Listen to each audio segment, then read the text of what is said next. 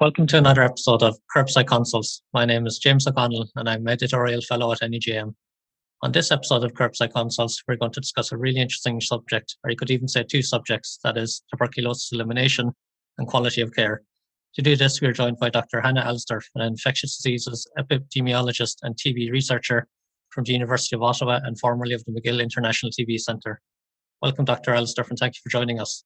Hi, James. Thank you so much for giving me the opportunity to be a part of this podcast and series. I'm very excited to talk about TB elimination and quality of care with you today. Well, it's great to have you here with us. So to begin with, I think being over 1 year into a global pandemic, most healthcare professionals will have grasped just how important preventing and controlling infectious diseases is, and have seen by now how crucial accessible diagnostics and treatments and effective contact tracing are when controlling epidemics. Tuberculosis might be far from the minds of some listeners, but it is and has been a major cause of ill health globally. Could you give us an overview of the current state of TB morbidity and mortality and what the trends are? Yes, definitely. And thanks again for this opportunity to discuss the importance of tuberculosis. So in fact, tuberculosis has been the leading cause of death from an infectious disease for many years prior to COVID-19. According to the WHO's 2020 Global TB Report, around 10 million people fell ill with tuberculosis in 2019, and approximately 1.3 million people died from TB, including over 200,000 deaths among people living with HIV. And although there are over 1 million deaths each year from tuberculosis, almost 90% of people who become sick with TB live in 30 high TB burden countries. So a key concern is that globally, the WHO also estimates that around 3 million people with tuberculosis go undiagnosed or unreported each year, and they're commonly referred to as the missing millions. So there's a critical gap in the need to better identify people with TB who need access to care and treatment. And also, there are a lot of concerns about getting access to timely and accurate diagnostics, which is a key challenge for tuberculosis programs around the world. And I think we'll talk about that a little bit more later. But I'd also like to just highlight that the COVID-19 pandemic has unfortunately undone a number of gains in the TB world in recent years. There was modeling done by the Stop TB Partnership and the WHO that showed that COVID-19 related disruptions to TB services could lead to 6.3 million additional people developing tuberculosis and 1.4 million additional deaths by 2025. Early data has also shown excess mortality among people with TB and COVID-19. That's not really surprising that people are having these sort of comorbidities, but it is going to have some pretty devastating impacts, particularly on the people who have those co-infections and also obviously their families. So I think we all recognize the importance of addressing the COVID-19 pandemic, but I do think it's also important to note how much of a toll it's taken on TB services globally, and that there is really a justified concern about how this will impact morbidity and mortality in communities across the world going forward. Yes, COVID-19 surely must have had a great toll on our TB services. But even before COVID, TB would have been the cause of deaths and infecting millions of people for many years. Could you tell us maybe, in your opinion, what is it about TB that has just made it such a difficult disease to eliminate? Yes, definitely. I think there's sort of four main challenges that are particular to TB, although maybe not just particular to TB, but I think are really why it's been hard to eliminate tuberculosis for such a long time. First and foremost is really that I think there has been a lack of political concern and financial support, particularly in recent years. There was sort of a resurgence of support and energy towards tuberculosis in the 90s when the HIV and AIDS epidemic was coming to light. But I think we've really lost a lot of that political sense of relevance of tuberculosis because it is pretty typically not something that impacts people in sort of North America and high-income countries as much. So I think we've really lost sight of that importance, both politically and financially, as I said. And so I think that's one key concern about really getting to TB elimination. The second is that there really are pretty limited diagnostic tools, both for active tuberculosis and latent TB infection. And this is a recurring theme that we will talk about throughout this podcast. But unfortunately, because there's sort of been this lack of political and financial support, it also means there hasn't been very many new developments in the last, 50, 60 years. And that means we really have pretty limited capabilities for diagnosing TB in a really effective, efficient manner, and also in ways that are patient-centered. So like in terms of that, I mean sort of point of care tests and such. And third, I think, is the lack of short, manageable treatments. Again, this is for both for active TB and then also for prevention of people with latent TB infection. And so we're seeing, again, I think some resurgence and some increased efforts to try to really get to shorter treatment regimens, but we really don't have things like a fixed dose combination, something sort of parallel to an ARV or ARTs. And we really do need to be providing better treatments to patients that are both shorter in terms of just their quality of life and their sort of burden of treatment, but also in terms of just improving completion rates and really ensuring that people do get through their treatment and actually do get cured. And the fourth thing that I would say has made TB difficult to eliminate is sort of compiling all that together is that we've had quite a lack of high quality patient-centered care. Again, I think we may talk a little bit more about some of the details or the nuances of this later, but in particular, TB has really been, I think, focused on a kind of paternalistic modality for delivering care where we're directly observing patients. So it's directly observed therapy known as DOT, which has some advantages in that patients are having close interaction with providers or healthcare workers. However, it really does take away the kind of ability of patients to feel empowered in their treatment regimens as well. And I think that's one component that I'm choosing to sort of focus in on, but I think it's also representative of a broader approach, which really hasn't been centered on meeting patients at where they're at and providing them with the supports and the things that they need to really have all the tools to get through everything from diagnosis through to treatment. Well, then what do you think needs to be done to eliminate TB? Is it just as simple as making the existing care more accessible? I wish it was, but simply put, no, I don't think that access to care is enough at all. One of my mentors from McGill, Dr. Madhukar Pai, and one of our esteemed colleagues, Dr. Jennifer Furin, they recently published a piece in the Telegraph in March of 2021, which was entitled, "We Went All Out to Tackle COVID-19. TB Needs the Same Approach." So I bring up this piece because they included a wonderful diagram that I'm going to try to explain to listeners here called the Swiss cheese model for ending TB. And so this is a model that was actually adapted from one developed by Dr. Ian McKay for COVID-19. But it's really kind of a neat representation of all these different layers of Swiss cheese. And basically it shows that each layer of cheese has these little holes, right, which are the gaps in a component of care. And in essence, it's saying how TB can kind of go through any one layer due to all the little holes or gaps in care. And what you really need to have is compounding layers or multiple slices, if you will, of cheese to actually stop or eliminate TB. And so what Drs. Pai and Furin went on to sort of highlight are the three key components. So these broader components that kind of make up this package of this Swiss cheese model that need to be addressed to end TB globally. And those are one, societal level factors. Second is personal level factors. And third is a person-centric healthcare system. So I want to walk the listeners through these kind of key components to get a better understanding of why I think TB elimination is so complex and challenging, and ultimately why it's about a lot more than simply access to care. So at the highest level, there's key social determinants of health that need to be addressed to eliminate TB globally. So that means things like tackling poverty, crowding, malnutrition, and other inequities that make people vulnerable to TB in the first place. So we have all these high-level societal factors that make it hard to eliminate TB, but also we need newer tools to prevent TB on a societal level, such as vaccines, right? And vaccines are sort of forefront in our mind right now. But to put things in context, the BCG vaccine, which is 100 years old this year, is the only vaccine we have for tuberculosis. But it's not effective at all in adults in low and middle income countries. So I think there's sort of this interplay of it's not just the social determinants of health, but it's also the things that we could do for prevention at a societal level.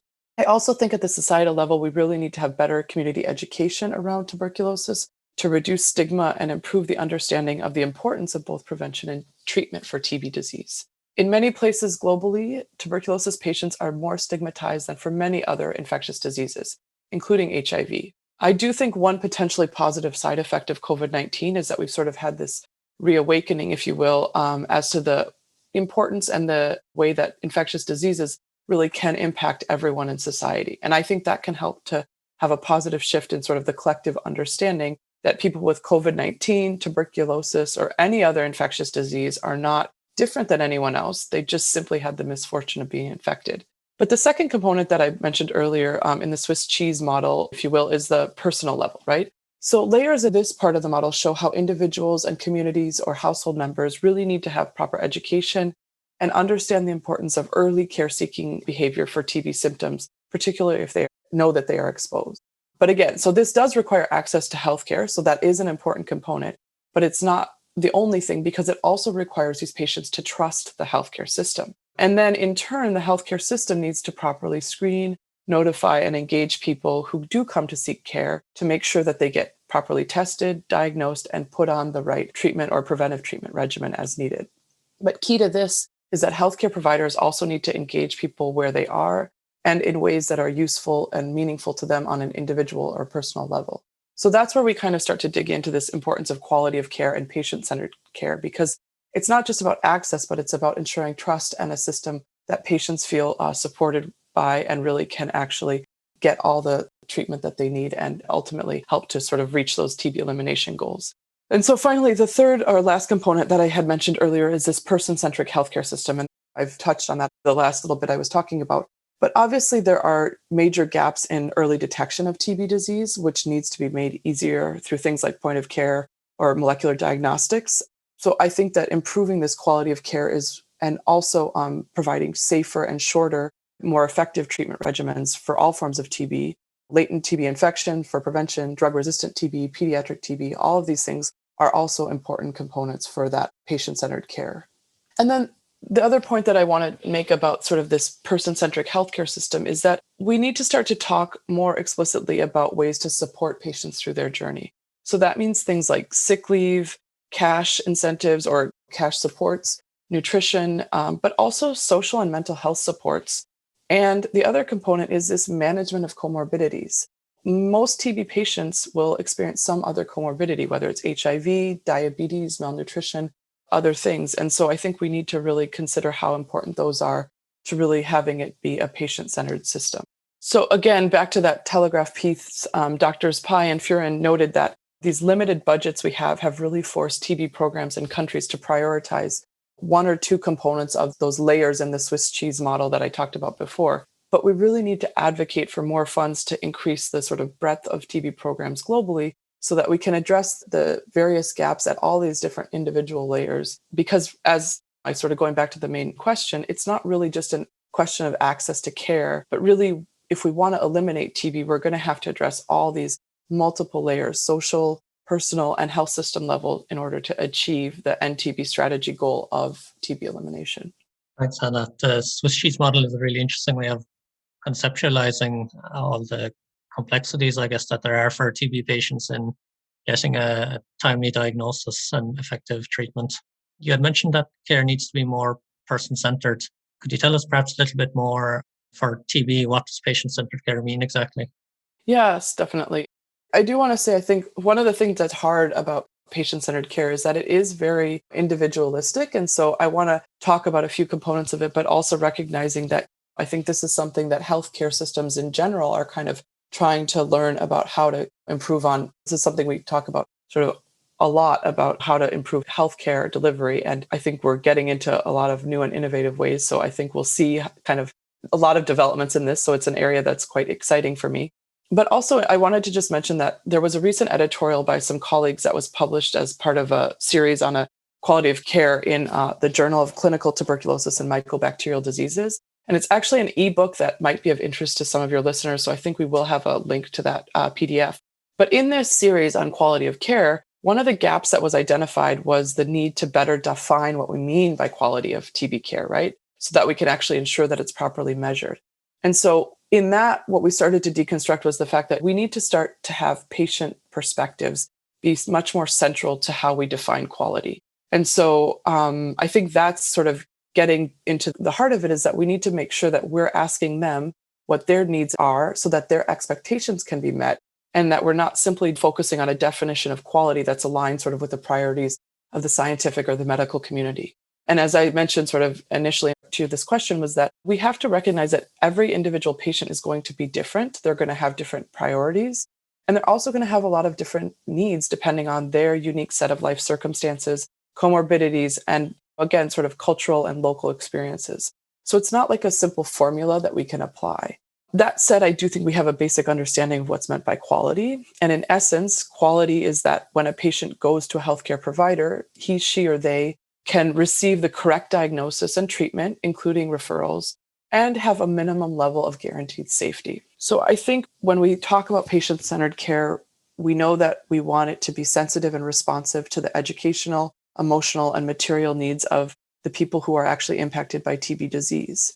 And again, going back to the point I made earlier, because TB has so many accompanying social determinants of health, it really is critical to try to address the whole person, right? So that means providing much better patient support and really including all those components that we discussed earlier. I also wanted to just make a mention of this pretty exciting thing that the Lancet Commission did. So the Lancet Global Health did. They had actually a commission on high quality health systems in 2018. And they published quite a large but really nice series on what it means to improve the quality of health systems globally. And they actually presented data that showed that fewer than 25% of people in low and middle income countries believe that their health system works well. And this is data from before the pandemic. So I think it highlights to me that we really need to start to focus on this patient user experience, particularly in low and middle income countries. And we need to stop viewing patient satisfaction of a component of care that's really only relevant to citizens of wealthy nations. If you take the North American context where I am, anytime you go to a healthcare provider, you get surveys about the experience and such, but we don't do the same thing for people in low and middle income countries. And I think if people in these areas in low and middle income countries and globally don't have confidence in the quality of care or services that's being provided to them, well, it's not surprising that they're not going to engage well with that system and then ultimately have negative health outcomes, right? So that's why we really need to start to shift our thinking as healthcare providers and health systems to really try to figure out what it is that all patients are needing to bolster their satisfaction and also their confidence and trust in both the healthcare providers and the services. And that's relevant to tuberculosis or HIV or maternal child health. It's something that can help to improve the system throughout. It doesn't have to just be focused on, I think, TB services. So if healthcare services want to be of high quality, and I guess that means they should be trying to understand and account for what the patient's perspective of quality is and try to deliver that. Moving on, I had read about the concept of the cascade of care, and I know some of your own research has focused on that. Could you explain that a bit more? And when applied to TB disease epidemiology, what has it shown us? Yes, definitely. I think the cascade of care is actually a concept that originally started in the HIV community, but I think it's a really great concept that helps give us a framework to sort of understand the patient journey. So essentially, the cascade of care looks at all the different steps along a patient journey where there may be some interaction with the healthcare system and then ultimately potentially a loss to follow up. So for tuberculosis in particular, it's the different steps between being identified as potentially a contact of someone with active disease, where they're supposed to be screened. Then they're supposed to have some sort of test for diagnostic, whether that's for active TB or latent TB. And then they sort of come back for clinical evaluation, some sort of chest x-ray, some sort of diagnosis. And then ultimately, they're supposed to have interactions with a healthcare provider, education to determine whether they want to start treatment, and then ultimately through to completion. So it's kind of all these different steps. And quite frankly, this is some concept that I think is being applied to a lot of other diseases now. And I think it's really useful to sort of understand how the patient goes through the system and the points and interactions that they might have with providers, so we can better understand how to sort of keep them as patients and sort of retain them, as it were, and then also make sure that they're getting the care they need to come back and continue through the full process of their journey. But what happened was in 2016, we actually published a systematic review and meta-analysis in the Lancet Infectious Diseases, where we were specifically looking at that latent tuberculosis infection cascade of care. And I think what's interesting to highlight is that from our systematic review, we had about 58 studies, I believe it was, and there were just under 750,000 participants in the data. And what we found was that basically less than 20% of people who were initially identified to be screened actually completed treatment. But what we found remarkable was that at all these other time points along their journey, they were lost to care. So they basically stopped engaging with the health system for one reason or another. And I think this cascade of care really highlights that there's these dramatic losses at various steps. So although the overall finding was that fewer than 20% of people who could have been put on treatment completed, we also found that 30% of people who should have been screened or tested for TB initially were not. So that means that almost 30% of people who didn't even start that treatment. And when you start to look at the cascade, you can see that if you target all your interventions to focus on treatment completion and really spending all your energy and money to try to get people to complete treatment who've started, you've actually missed a huge proportion of the people who actually need to be engaged with the health system. And so I think this cascade of care is this really cool tool that allows you to actually look at what's happening in the local context and actually do ongoing monitoring and evaluation. You can identify and quantify the points in the patient journey where there are these key gaps in your specific setting, and then target interventions that can engage patients and hopefully keep them retained in care so that they actually make it all the way through the cascade of care. I also do think that these cascade of care models are really helpful because, particularly for TB programs, it really gives program managers the ability to see progress. So what happens is you can kind of do these cascade of care analyses before you do an intervention, and you kind of see where you're at baseline. And then if you continue to do them at different time points, then you see the progress, which can really motivate healthcare workers and clinicians. And again, it allows you this process to sort of iteratively look at where you need to make improvements, and then hopefully really see that in the health outcomes and ultimately patient treatment completion rates. And the goal, obviously, in all of this is that you're sort of really impacting the epidemiology of TB in your local setting. So patients with TB get lost all along the care cascade from screening to diagnosis to treatment.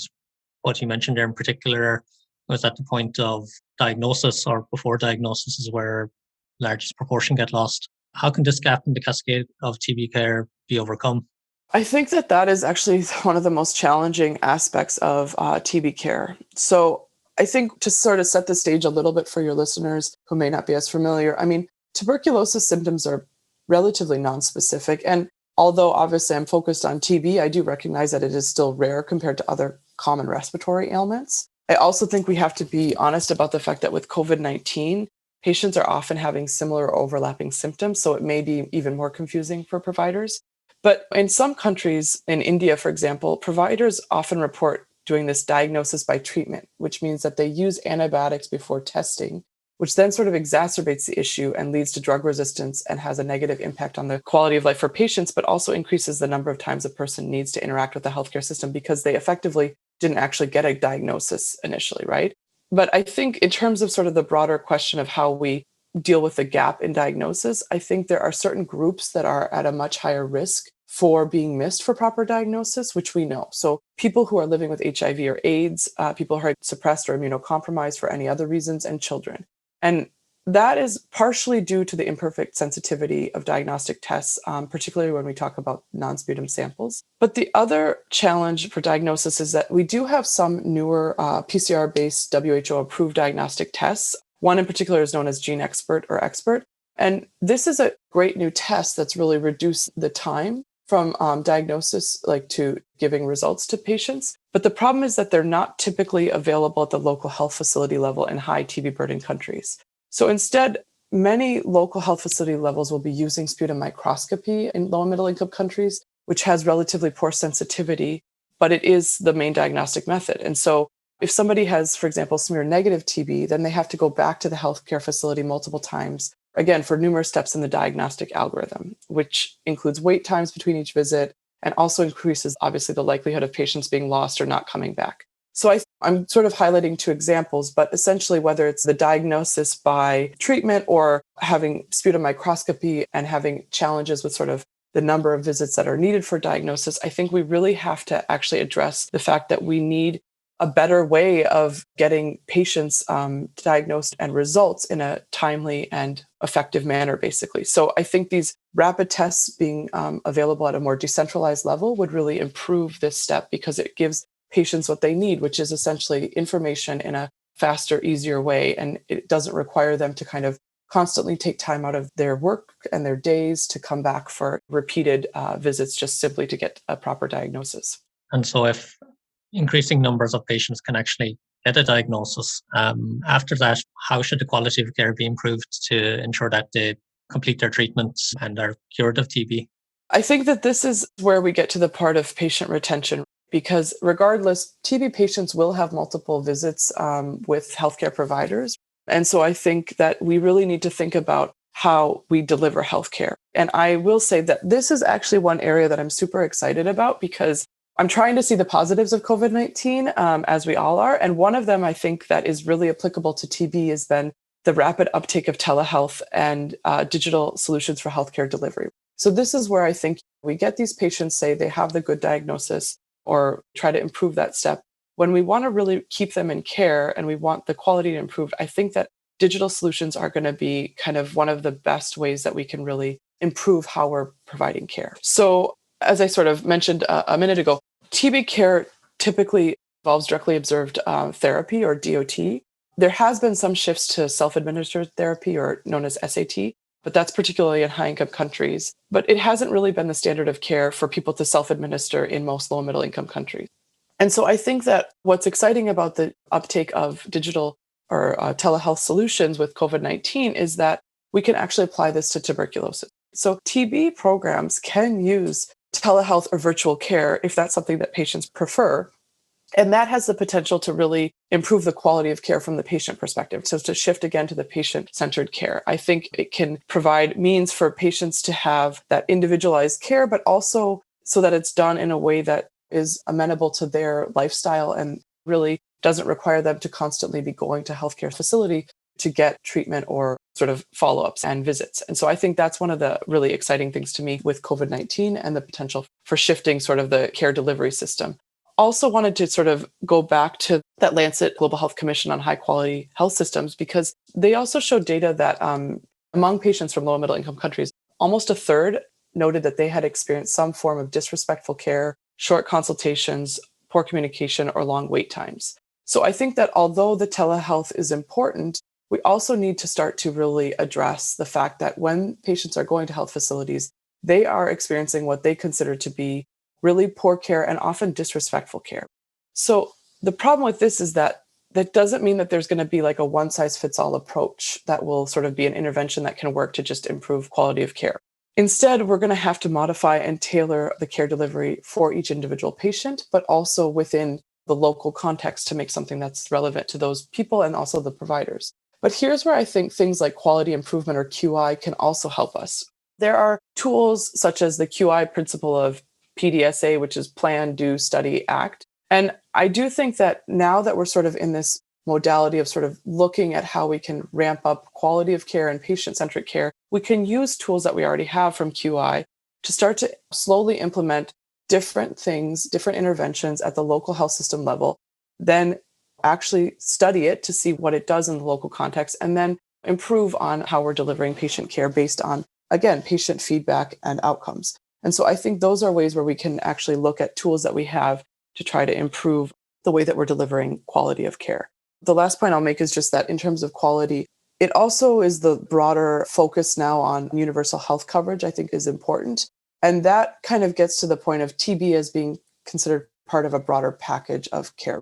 We need to start to see patients as the full person and providing comprehensive care. And as I mentioned earlier, whether that's social or mental health support or dealing with other comorbidities, we have to really address their needs in a holistic manner and not just only focus on this simple TB diagnosis and treatment, but rather as all of their needs are considered to really get them to understand that as the healthcare system is there as a support and to provide the treatment and the care that they need.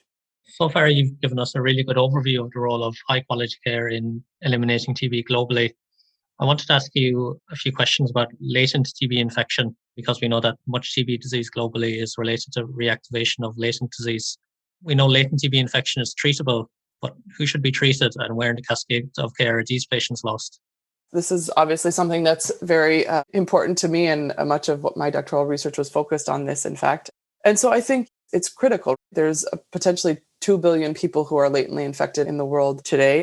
But I think, again, in order to sort of focus on sort of avoiding reactivation, there are some specific groups that we really need to focus on. So in particular, we need to prioritize treatment to really the most high-risk groups. So that's particularly people living with HIV or AIDS, as well as people who are in close contact. So people living in households with somebody who has active TB disease and children. Obviously, primarily in high TB burden countries, we really want to focus on better active case finding and screening of people who are spending a lot of time with somebody who has active TB disease. But also we do need to think about really making sure that healthcare workers are protected, particularly who are providing a lot of care in TB or HIV clinics, because they are at a high risk of reactivation as well. And so I do think that, as I mentioned earlier, I'm sort of going back to the point that I made before, but that meta-analysis and systematic review we published in Lancet ID in 2016 really did highlight that while, yes, fewer than 20% of eligible people completed treatment, we lost most people at the initial stage of screening. And I think that that is a really important gap that has been identified not just in that meta-analysis and systematic review, but in other publications, because really what we know is that screening and getting people to get a TB test initially is quite hard. And so that's where we need to start to have community-driven solutions, but also screening in communities that are at higher risk. There are certain communities that can be targeted for various reasons. And when we know that there's a higher TB prevalence in certain communities, that's where we really need to be focusing our efforts to make sure that we're getting people access to the initial testing to then provide them the right treatment. The other thing I wanted to note is that I think there really are these exciting new shifts in TB preventive treatment, so TPT, but we really need to make sure that we're also offering that to patients who really need it. And so we really need to make sure that we're getting it to the people that are most high risk to ensure that we're preventing as much TB disease or reactivation as possible. I will just highlight as well that there was a historical review of studies that Dr. Jonathan Golub and some colleagues published in the American Journal of Epidemiology that showed that TPT does have a marked reduction in active TB as well as reducing the prevalence of latent TB. So I think that we want to really try to focus all of our efforts on really halting progression. And I do think that the key in many countries is that there's been sort of this sort of general TB program process of saying, yes, we're going to do preventive therapy, but it's not been a high priority because it's very hard to actually roll out active TB treatment. The problem is that we really can get to more people if we start to do screening in communities that we know where there's a lot of high risk community members. And that way we can really start to target the preventive treatment that we're offering to people in the most high risk groups. Thanks, Anna. I think you touched on an interesting point there. Perhaps in recent decades, there was maybe a resistance to trying to roll out preventive TB treatment in kind of high incidence countries, but that seems to be shifting now, that opinion that preventive treatment is just as important in high TB incidence countries as the low TB incidence countries. What interventions do you think are needed to scale up the number of patients screened and the number treated for latent TB then? I think that is the exciting part. We are shifting to realize how important prevention is and the TPT. And I think you did a nice job of sort of summarizing what I was trying to say, which is that there has been a revival in the sense of, in the TB community in particular, of the importance of prevention. And so I think that there's a couple of things that we can talk about, but I will just highlight another publication that I think might, again, be interesting for your listeners is that, so Dr. Greg Fox, myself, and some other colleagues published this state-of-the-art series on active case finding in contacts of people with TB in the International Journal for TB and Lung Disease earlier this year in January. And this was a review that sort of was looking at the importance of active case finding and contact investigation. And what we noted was that really these contact investigations are needed to prioritize the contacts who have had sort of the longest duration and the closest proximity with people who have had active TB disease. And again, I think COVID-19 has shown globally the importance of understanding the importance of contact tracing, because we've suddenly had to realize how it's important for COVID-19, and that's obviously applicable to TB. And so I think that is an advantage to TB programs globally, because I do think we can sort of have these integrated sort of comprehensive screening approaches that really do look at contact tracing in high-risk groups. And that's what we really do need for TB patients, particularly, again, as I mentioned earlier, like using digital apps for contact tracing to sort of be leveraged for tuberculosis. But in terms of treatment, I think, again, we really need to start to focus on patient-centered approaches. And so this is something that really needs to be centered on power sharing with patients so that patients know that they have the decision-making power and self-determination. Again, I said earlier, but I do think that DOT is a very paternalistic approach to care delivery. And while I'm not encouraging that we completely disband DOT, I don't think that's reasonable or feasible or even appropriate. But I do think we need to start to see that care, that process of delivering therapy and treatment as important. And so with TPT, especially with preventive treatment, we need to have that power sharing also because when you get to the basics, somebody who's diagnosed or who has a latent TB infection, they don't necessarily feel sick. And for any of us, right, prevention is always a hard thing because while you can understand theoretically the importance of it, nobody wants to be taking medications when they feel healthy. And so that's where I think we need to start to have more conversations, more honest and engaged conversations with patients and offer them shorter regimens. So I think that ultimately that the more we screen patients, the more we identify them, then we also have to take it to the next step, which is discussing the reality of treatment with them. And fortunately, one of the advances that we've seen recently is that there are better TB preventive treatments that are shorter. So we have 3 months of rifampicin and INH, so 3HP. There's also 4-RIF.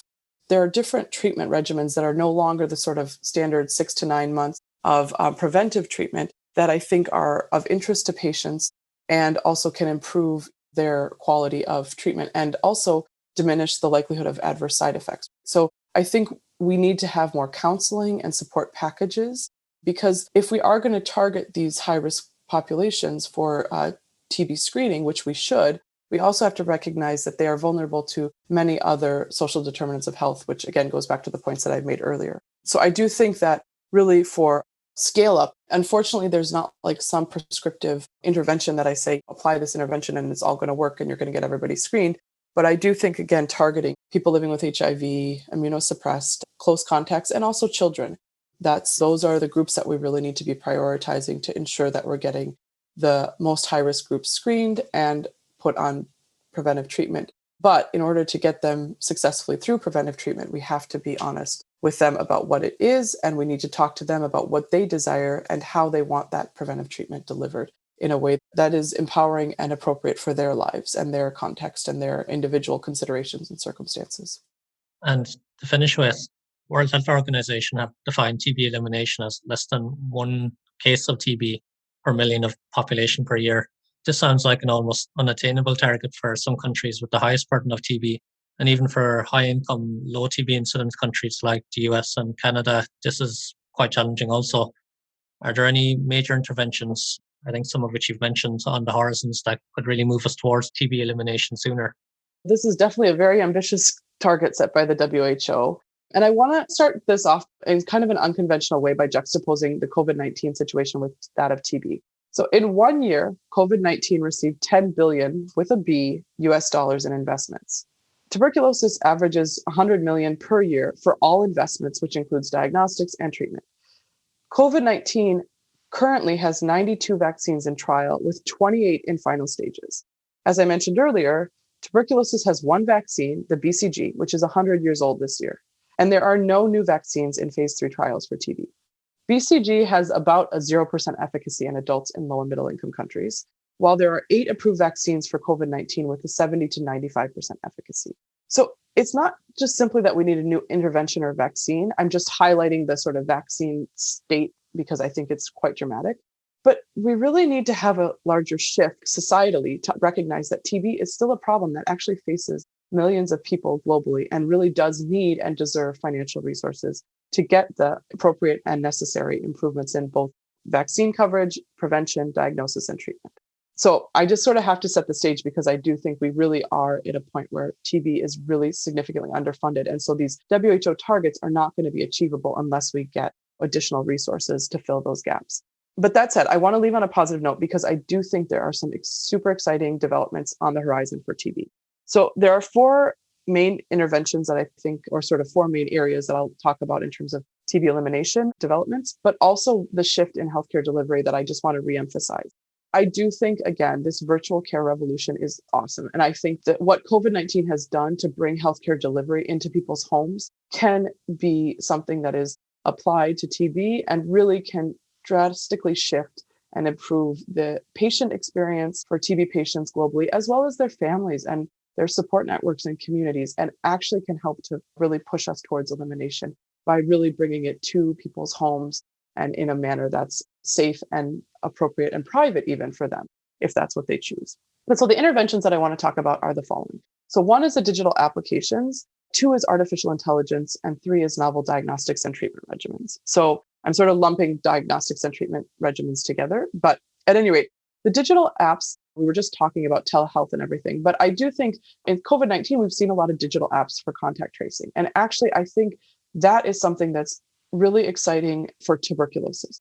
These are ways that we could actually much more efficiently and in a cost-effective manner start to do contact tracing on larger scales or in targeted communities for TB patients and their family members. Also, I think the digital apps are great because it's a way that we can provide TB education as well as direct patient-provider interactions and communications that will improve the quality of care for patients globally. And I think because digital apps can be targeted to the most appropriate or locally used platforms, it's exciting because there's a lot of potential for innovation and really advancements in that area. The other thing that I wanted to note as an intervention is AI. So artificial intelligence is currently being used for TB screening and triage, particularly for reading chest x-rays. So there's things like CAD for TB and some other tools that are being used. Unfortunately, we still need a lot more evidence on the use of CAD for TB, and we also need a lot more readings and training sets and such of x-rays. But I think it is really a potential area of a lot of expansion to help with faster detection and diagnosis of TB. But I also think AI can be used in other ways that we're just sort of starting to consider now, right? Whether it's risk factor identification or projection of cases, as well as potentially identifying new drug or vaccine candidates. So I do think AI is something that's been applied to healthcare in other areas, and I think really has promise for helping us move towards TB elimination eventually as well. So the last thing that I'll talk about is just the novel diagnostics and treatment regimens. I mentioned GeneXpert earlier, but I do think it's an exciting moment because that is a great tool. And I think it's only getting improvements and we're getting a lot of data and the potential to decentralize it. The cost has come down. There's really great ways to really implement and integrate it into health systems. The other exciting thing is there's actually currently studies looking at the integrated use of GeneXpert for testing both for COVID-19 and TB. So it's a tool that can be used for other testing, not just TB, which would be really beneficial to health systems globally. So that's one thing with the diagnostics. And then another exciting prospect for diagnostics is the use of other things like urine-based LAM. So urine is obviously much easier to collect and doesn't have the same infection control risks as sputum.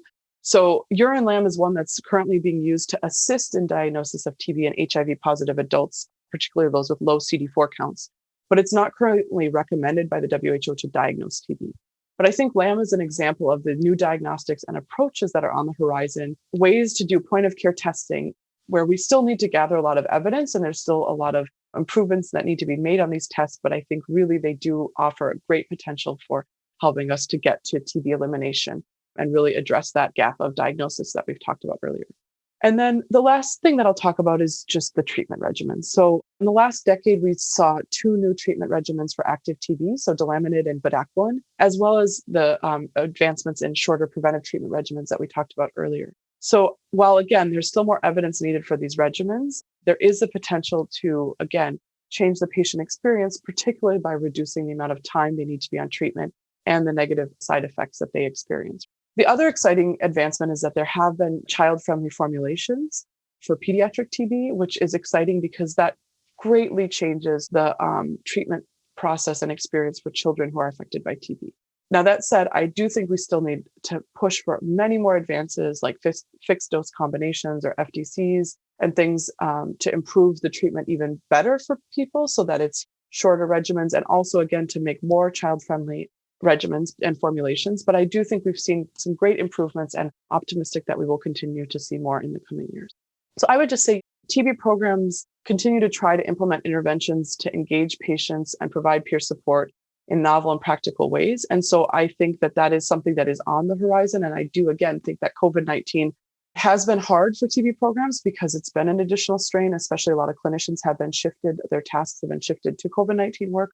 But I am really optimistic that a lot of the lessons learned from COVID-19 will be extremely applicable and directly relatable to the TB program experience and can ultimately help us to improve the ways that we're engaging patients, the ways that we're providing care, and ultimately giving us more tools and opportunities to really improve the quality of the care that we're providing to patients. So that said, I think there's also, again, I just sort of want to end on the point that I do think there's going to be a lot of energy in the TB community, but we are going to need a lot of financial and political support at all levels if we actually want to get to that WHO TB elimination goal, which I think is ambitious, but I believe it is achievable. And we certainly just need to get the energy and the support in the health system to provide the comprehensive care that's really needed for TB patients globally.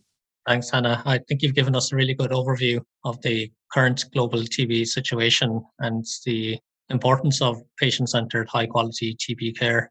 And as much as it's been a focus of, I guess, TB research and TB policy making in recent years, it'll really need to be much more so in the coming years if TB is to be eliminated. So thanks very much for joining us, Hannah. Thank you so much for this opportunity. It's really been a pleasure. That wraps up this episode of Curbside Consults. I would like to thank Dr. Hannah Alsdurf once more for joining us today in our discussion about the need for high-quality TB care. Our production team here at NEJM Resident 360 includes Karen Buckley, Lynn Winston-Perry, Kyle Simmons, Mike Tomasas, Tim Vining, Scott Williams, and Kathy Stern. Special thanks also to our NEJM Education Editor, Dr. O.P. Hamvik. If you have any feedback, questions, or suggestions for future podcast topics, please email us at resident360@nejm.org. Remember to subscribe to the NEJM social media sites, including Twitter, Instagram, and Facebook via the NEJM.org pages. On behalf of the New England Journal of Medicine, this is James O'Connell signing off.